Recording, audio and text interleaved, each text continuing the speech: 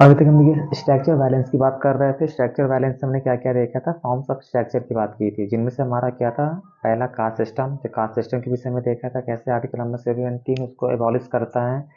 फिर पैट्रियार्की देखी थी, कैसे male society dominated in female.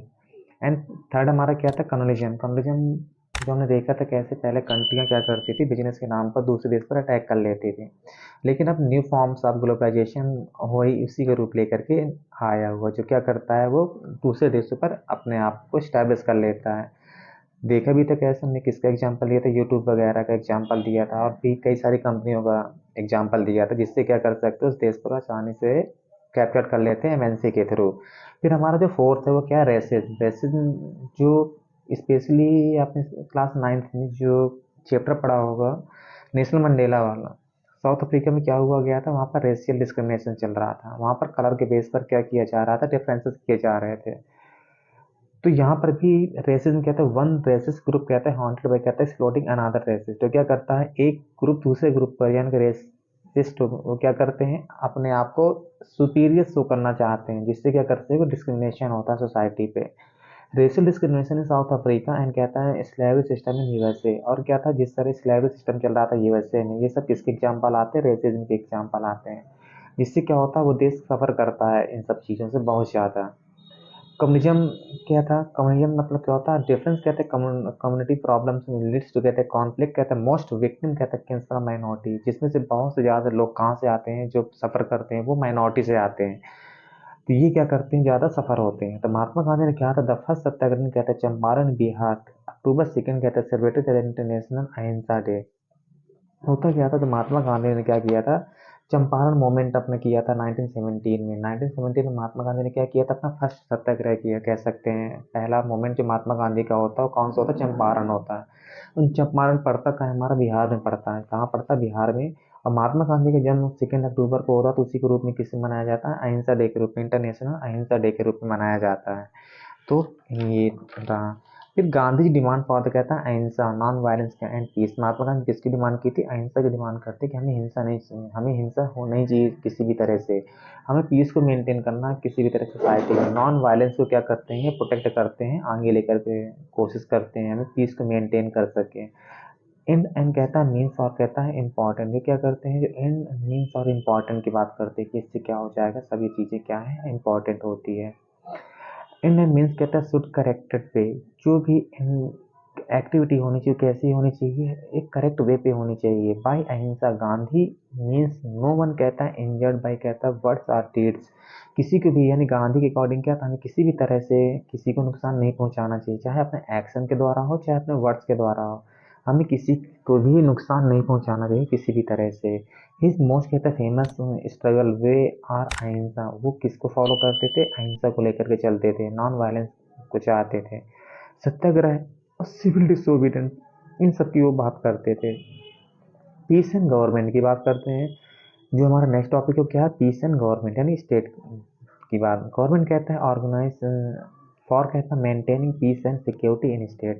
जो गवर्नमेंट का काम है वो क्या करना है, पीस एंड सिक्योरिटी को मेंटेन करना है इन सोसाइटी में। तो इसके लिए वो क्या करती है, तो गवर्नमेंट क्या करेगी, पीस को मेंटेन करने के लिए वो अपने लिए क्या करती है, आर्मी बना करके रखती है, वेपन्स वगैरह बना लेकर के रखती है कि जिससे अपने आप को प्रोटेक्ट कर सके। लेकिन यही सब चीज़ें क्या करती हैं, अपनी यानी कि दूसरी चीज़ों को लीड कर देती हैं, ये वार को ले जाती हैं। ये किसको लीड कर देती हैं, वार को लीड कर देती हैं। होती है अपनी सिक्योरिटी के लिए ही होती हैं, लेकिन ये अपनी पीस के लिए होती है, लेकिन यही क्या करती हैं, आगे जाकर वार को प्रोत्साहित कर देती हैं। तो गवर्नमेंट प्रोवाइडेड, कहता है protection for their life liberty and right. Government क्या करती है, प्रोटेक्शन प्रोवाइड कराती है किसको, देयर, उनके अपने लोगों की लाइफ को, लिबर्टी को एंड राइट्स को, जो उनकी राइट्स होते हैं इसके through. Democracy ensure peace and security of people, then कहता है डिक्टेटरशिप। डेमोक्रेसी क्या करती है, लोगों की सिक्योरिटी एंड राइट्स को क्या करती है, इंश्योर करती है, उनको ज़्यादा से ज़्यादा सुविधाएं प्रोवाइड कराने की कोशिश करती है, जो डिक्टेटरशिप में नहीं मिलती है हमें देखने को। Democracy is the best way आप, कहते हैं मेंटेन पीस। तो हम कह सकते हैं कि डेमोक्रेसी क्या है, एक सबसे बेस्ट वे है जिससे हम क्या कर सकते हैं, पीस को मेंटेन कर सकते हैं। फिर परस्यूट ऑफ द पीस कहता है थ्रू डिफरेंट अप्रोचेस। अब pursuit of peace different approaches क्या है, तो इसमें क्या होता है, give importance to nation state, हमें किसको इम्पोर्टेंस देना पड़ेगा, नेशन स्टेट को इम्पोर्टेंस देना पड़ेगा। To enhance the interdependence between nation, हमें क्या करना पड़ेगा, जो नेशन एक दूसरे पर डिपेंड है उनको हमें वृद्धि करनी पड़ेगी। To organise an international order community of the nation, हमें क्या करना पड़ेगा, एक इंटरनेशनल गवर्नमेंट की आवश्यकता पड़ेगी जिससे क्या कर सके, हम पर पीस को परस्यूट कर सके, जिसे हम यूएनओ कहते हैं। तो ये क्या था हमारा परस्यूट ऑफ द पीसफुल, यानी कि पीस थ्रू कहते हैं डिफरेंट अप्रोचेस था।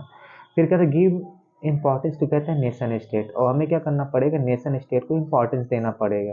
To respect sovereignty of every nation while there is कहता है ऑर्गेनाइज पीस, हमें क्या करना पड़ेगा, हर स्टेट को रिस्पेक्ट देना पड़ेगा, उसकी सवर्निटी की हमें क्या करना पड़ेगा, रिस्पेक्ट करनी पड़ेगी।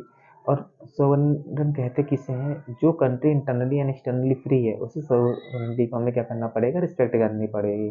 नो डिस्क्रिमिनेशन बेस्ड ऑन कहता है develop, developing and under develop country, इसकी बेस पर किसी तरह से डिफरेंसेस नहीं होने चाहिए कि डेवलप कंट्री है, अंडर डेवलप है, डेवलप्ड है, इस बेस की कभी भी डिफरेंसेस नहीं होने चाहिए, जिससे हम क्या कर सकते हैं, आसानी से पीस को मेंटेन कर सकते हैं।